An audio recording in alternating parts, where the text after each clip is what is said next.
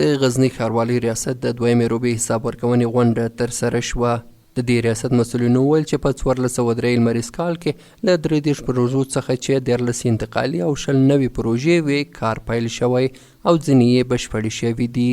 همدارنګه په روان کال کې په دویمه روبه کې 9 میلیونه 8,15,270 افغانۍ عواید هم راټول شوي دي.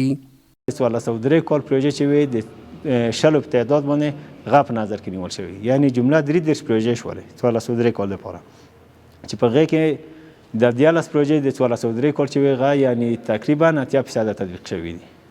8% چې بعضې تخنیکي مشکلات لري، بعضې مثال رسیدګي نه ده ورته شوې یا امر نه اخیستل شوی د هغه د لارې درول شوي دي.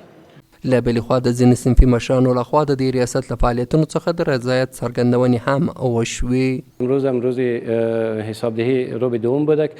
کلیگ وکلای گذار اعضای بورد مشورتی و دیگه دوستا کلیگ حضور داشتن، به طور شفاف حسابدهی داشت. این در مجموع کلا مردم راضی است الحمدلله. ما از ریاست شورای تشکری می‌کنیم جمله وکلا به خاطر که خیلی کار شفاف پیش میره. لازم امیدوار هستیم که از پس هم کار شفاف پیش برسه. دا په داسې حال کې ده چې څه موده مخکې هم د دې ریاست لخوا د 15 میلیونه افغانیو په لګښت د ولایتي روغتون د سړک بیا رغونه او همدارنګه د دې ولایت د دویمې ناحیې یو سړک د 8.5 میلیونه افغانیو په لګښت پیل شوی و.